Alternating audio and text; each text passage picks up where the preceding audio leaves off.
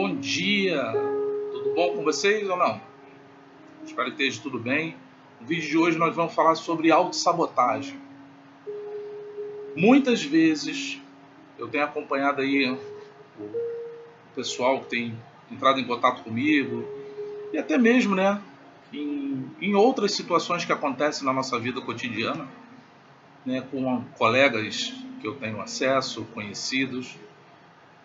Mas a gente tem a capacidade de autossabotar as nossas decisões, as nossas ações, colocando então dúvidas se realmente Deus existe, se Deus pode fazer, se Deus quer fazer. Mas a grande verdade é que sai da nossa própria mente. Nós maquinamos algo e muitas vezes, na grande maioria das vezes que dá o errado, nós precisamos então culpar alguém. Como nós não achamos um culpado naquele momento, a gente tem a tendência de ir culpar então a Deus. Mas por que Deus, o Senhor permitiu que eu fizesse isso? Não tem nada a ver com Deus, tem a ver com você. Tem a ver com você mesmo. E uma das coisas que eu tenho visto, talvez seja a que mais esteja em ascensão aí, é os embates que você acaba tendo com o seu cônjuge quando ele foi embora, né? Ele está com uma outra pessoa ou não está com uma outra pessoa. Mas a verdade é que houve um desgaste. Há sempre um desgaste para acontecer, então, uma ruptura no relacionamento ou no casamento. E aquele que vai falando que não suporta mais, que não quer mais, porque a outra pessoa ela sufoca, né? E existe algumas irmãs que elas se auto-intitulam como até rixosas, como a Bíblia diz aí, né? Ah, mas eu não sou mais, mas eu era uma mulher rixosa, era uma mulher arrogante, era uma mulher que perturbava. Então ela traz para a própria vida dela essa nomenclatura que entra aí e faz com que ela se auto-intitula isso. E não é o objetivo, não é esse, tá? Não é fazer transferência de culpa. Não é olhar para a situação e falar você é o culpado, eu sou o culpado. Com o outro não tem nada a ver. Tem a ver com você, tem a ver comigo, tem a ver com você. Então a autossabotagem é aquilo que você faz com você mesmo. E eu estava conversando com uma irmã nossa e ela falou comigo assim, mas Vitor, o meu esposo ele não mora na mesma cidade, ele mora numa outra cidade e passa longos tempos sem falar com o meu filho. E quando ele vem, vamos dizer assim, 6 meses, 7 meses, fala com o meu filho só pelo telefone. E quando ele vem para ter esse contato físico com ele, eu entro num embate e começo então, e rola uma discussão, rola um atrito ali, e eu fico mal com isso. Eu me recordo assim um pouquinho, a cada dia que passa vocês vão conhecendo mais. Eu não gosto de ficar expondo nem dizendo muitas coisas do que eu fiz, né, do conhecimento que eu tenho, porque isso tudo eu coloco como ferramentas, né? Então, eu também nunca cheguei aqui no canal e disse que eu era pastor, né? Mas as pessoas elas conseguem enxergar isso, elas conseguem enxergar o chamado. Eu nunca cheguei aqui no canal e falei para vocês que de formação eu era teólogo. Não de uma formação livre, mas de formação acadêmica eu fiz teologia. Nunca cheguei aqui para vocês e falei que tinha feito um curso de extensão em psicanálise. Também nunca falei isso. Mas tudo que eu fiz, todo o conhecimento que eu tenho por obrigação de passar. esse conhecimento para vocês. Então essa autossabotagem ela tem muito a ver com você mesmo, com o que você faz. Então, na psicanálise existe uma coisa que se chama repetir, recordar e elaborar. A autossabotagem está muito conectada a isso daí. Você acaba repetindo um comportamento seu, você consegue reconhecer esse comportamento, mas você não consegue elaborar isso. Isso é, não consegue ressignificar essa sua atitude. E muitas das pessoas elas entram usando a autossabotagem dessa forma. Ela enxerga uma possibilidade de ter uma aproximação do seu cônjuge, mas alguma coisa desperta, alguma coisa aciona um gatilho na mente dela e que ela começa então um embate desnecessário.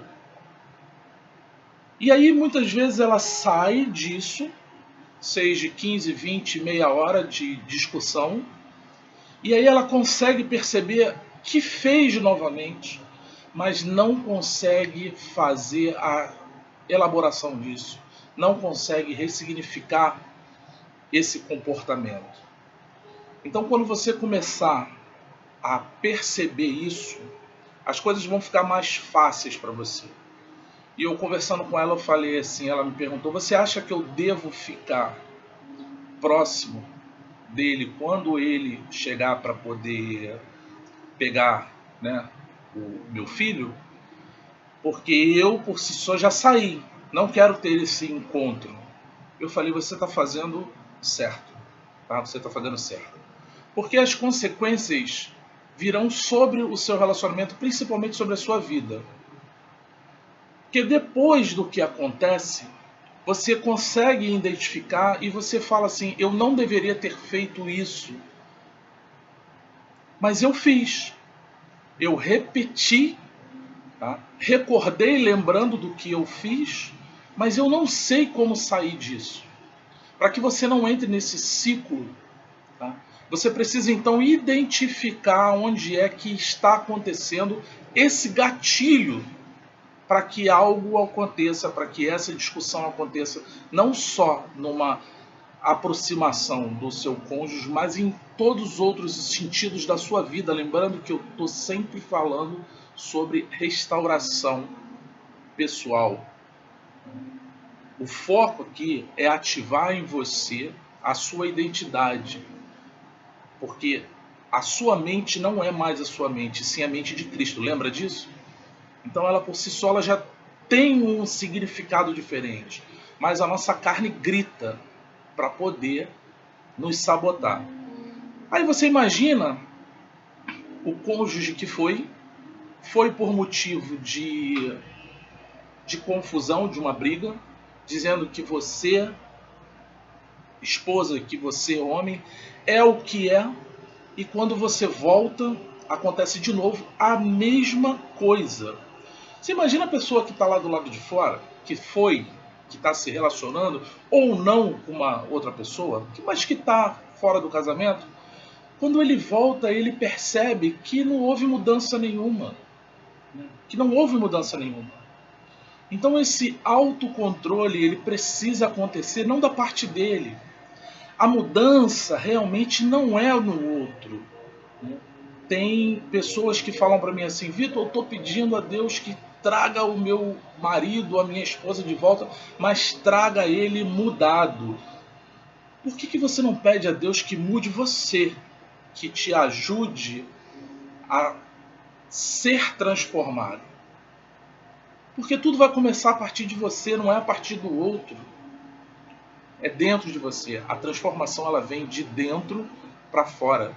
E aí você vai então transbordando na vida de outras pessoas com a sua transformação.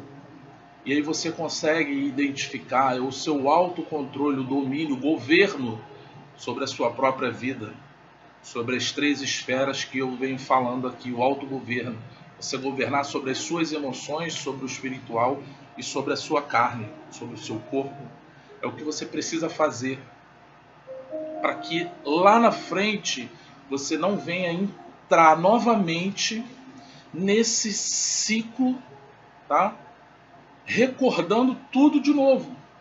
Porque gatilhos eles são disparados com atitudes, comportamentos, são disparados com fala, com olhares, são disparados com o ambiente. Isso tudo faz uma associação no seu inconsciente que dispara esse gatilho e aí você repete mais uma vez o mesmo comportamento que você tem com o seu cônjuge. Mas já se passou 1 ano, 2, 3 anos e continua acontecendo a mesma coisa. Pois é, e você continua também no deserto. E você continua passando aí por esse deserto. Você precisa ter o governo da sua vida, governar sobre as suas emoções, governar sobre o seu corpo, governar sobre o seu espiritual. É fundamental para que você não venha se auto-sabotar. Esses gatilhos eles não podem acontecer. E se acontecer, você tem como bloquear isso. Fazendo de que forma? Aonde eu sempre falo aqui, você precisa capturar a informação, você precisa converter essa informação, tá? E você precisa canalizar essa informação. Isso é, você precisa pegar essa energia que você identificou, você captura ela, você canaliza ela, você converte essa energia, tá? E você então vai canalizar ela em algum lugar, seja fazendo alguma outra coisa, tá? E aqui eu digo para você fazer em prol sempre de pessoas, sempre de gente. Eu pego, acontece alguns gatilhos que vêm disparar o meu emocional, eu pego essa informação, converto ela e canalizo ela, seja em vídeo, seja orando, intercedendo pela vida de uma outra pessoa, mas eu não permito que essa energia que veio, ela permaneça na minha estrutura, na minha mente. A nossa luta é na mente.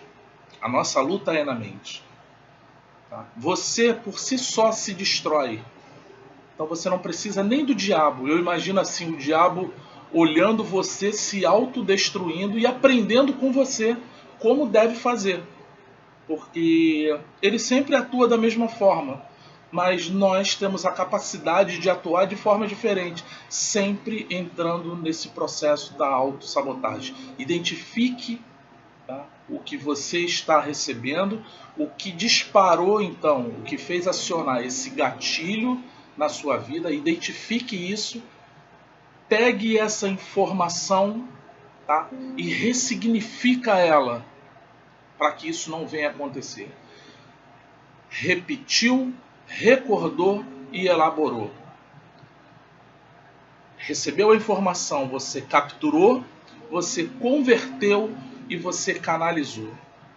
Eu tenho certeza que se você fizer essa tarefa, tá, você vai estar olhando para dentro de você mesmo e você vai vendo quão grande você é, quão perfeito você é, quão o amor de Deus atua na sua vida.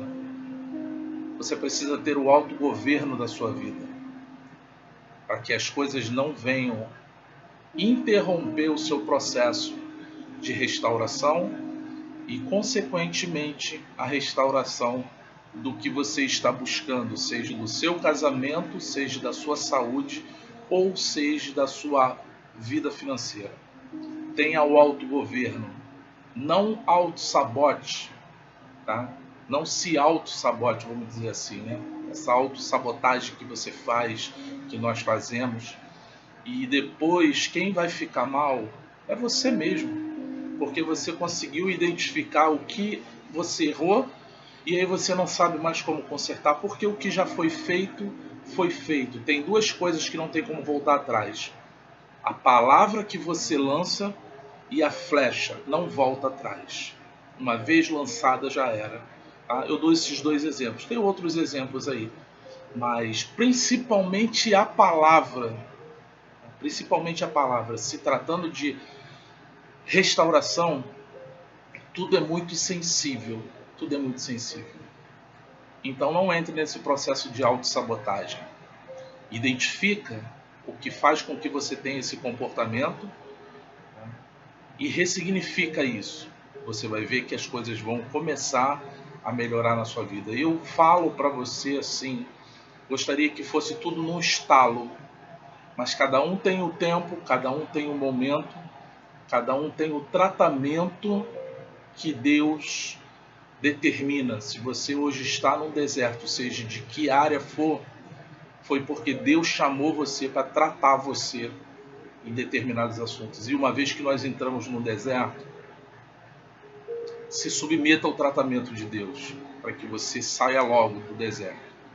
Porque enquanto você luta contra o que Deus quer para a sua vida, mais tempo você vai permanecer no deserto, mais tempo você vai ver as coisas não sendo solucionadas, outras pessoas, né, se posicionando, conseguindo, e você vai ficando. Não é que você volta para o final da fila, não tem nada disso, como eu já falei, mas você atrasa a aceleração, tá, do deserto. Atrasa. Você poderia passar por esse deserto de uma forma muito mais rápida, e eu já falei sobre isso aí, tá? Como acelerar esse processo aí de permanência no deserto. Comece pelo simples. Vou te dar uma tarefa aqui simples. Quer começar a acelerar o processo do deserto? Invista em vidas. Se vocês conseguirem entender o que eu estou falando, invista em vidas, em gente, ajude pessoas. Você vai ver que o seu deserto vai ser muito rápido e as coisas vão tornar, tá? Vão fazer sentido para você. Vão fazer sentido para você. Governe sobre as suas emoções, governe sobre o seu corpo, governe sobre o seu espiritual e não fique se auto-sabotando. Beijo no coração, até daqui a pouco, tá? Às 9 horas, nós podemos estar falando sobre esse assunto na live de hoje que eu vou estar fazendo. Tchau, tchau, até daqui a pouco, em nome de Jesus.